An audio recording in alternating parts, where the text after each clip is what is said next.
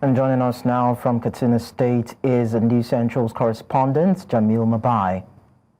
Jamil, that's a fantastic story that you actually risked your life for to bring to us. But then this report is telling a lot of stories that we need to unravel. What more should we know about the banditry in that part of the country?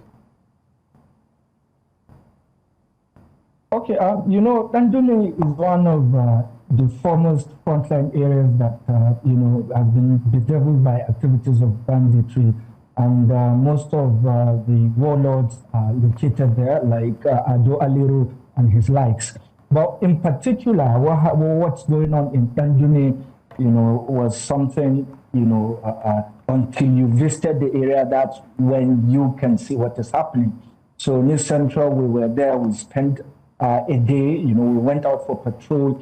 And, it's very obvious at night, you see the bandits, with their motorcycles moving around, surrounding Dandume or going to neighboring communities and commit crimes. And the unfortunate reality is, these things are happening, in the presence of the military, and they do nothing.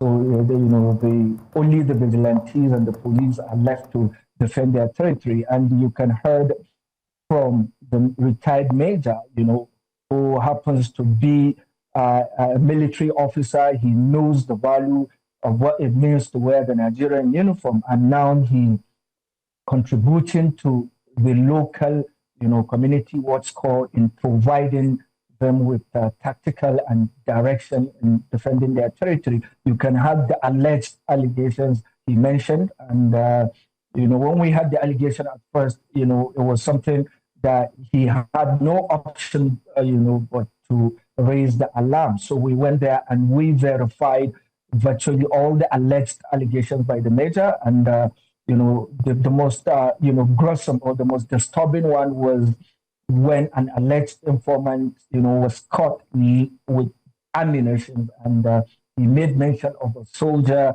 according to the informant that was caught, that he was given the bullets by a soldier to deliver to bandits. And he handed, according to the major, that he handed the informant to the camp commandant there in Machika. And to his surprise, 11 days, the boy was freed.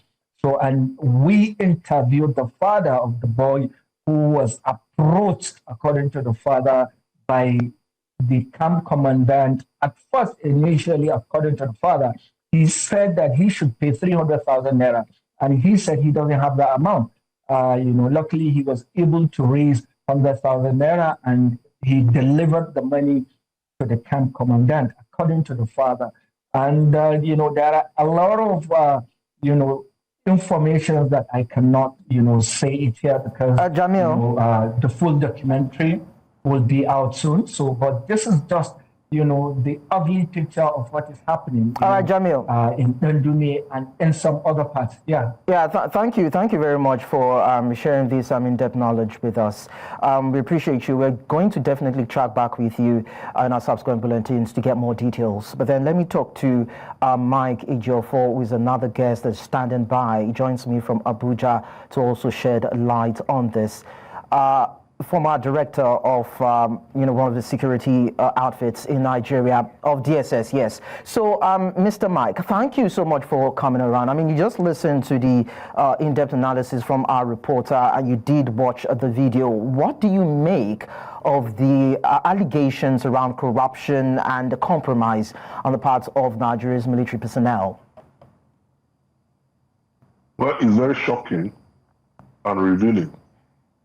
But I'm not surprised, because if you recall, I remember that Governor Zulu recently, he has been persistent in raising alarm over the involvement of our military. And this further confirms it. But I want to suggest that this incident be subjected to further investigation by the military higher authorities, because it's very, very disheartening that our troops will be in the field suffering, being killed recklessly by these bandits, and yet they are getting support from the bad eggs in the military. So it's quite disheartening, and I think it needs further investigation. But I must commend the News Central for this in-depth investigation. That's what journalism is all about.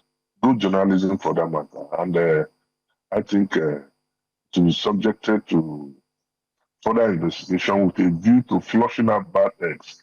I've also maintained that, the bad eggs, that is not to condemn the entire military. The bad eggs within the services tend to get and give bad image to our military forces. You remember the case of Dandume, who was coming and that the involvement of some policemen and the military, where some policemen were even killed. There are cases abound of this involvement. You also recall that in some cases, some of the military formations are attacked with reckless abandon. And if you ask questions, you see they go there, burn down armored vehicles, and even drive some away from that place. Ordinary civilian cannot. With my experience in the security services, I've not entered an armored vehicle, talk less of driving it, and yet people will come, carry these vehicles, drive them away, carry arms, and so there is connivance. I want to commend the retired major who gave this information, but I think the military authorities need to invite him for further clarification and authentication of the allegations. We've heard and we've seen some footages of some of the army personnel say that there is lack of welfareism, they lack these sophisticated ammunition to deal with insurgency and banditry, and they're not even given the command to go out and fight offensively against these criminals. Do you think that could also be a source of worry and, of course, probably the bane of these misconducts that we're seeing play out? Well, that exposes the rot in our society. It's not only the military. If you go to other sectors of the economy or polity, you discover that these things are bound everywhere. But that the welfare, we agree that the military, the welfare of the military, our security forces must be paramount. But that's not sufficient because there's no sufficient welfare for people to be engaged in criminality. That's no reason at all, because the military, for instance, have decided to serve the country with all their heart, with all their mind. In fact, promising and preparing to pay the supreme sacrifice. So all this is not sufficient reason, but I believe also that welfare is very, very important.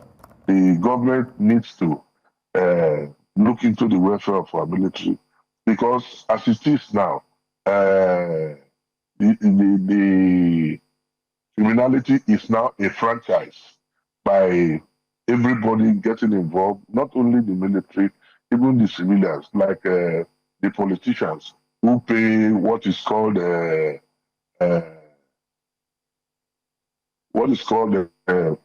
protection fees, which also gives encouragement to all these military people to get involved in this. So we need to look inwards to flush out these bad eggs if we must win the war. Thank you so much, Mike Ejiofor, former director, DSS, for sharing your insights with us on the news. Thank you for having me.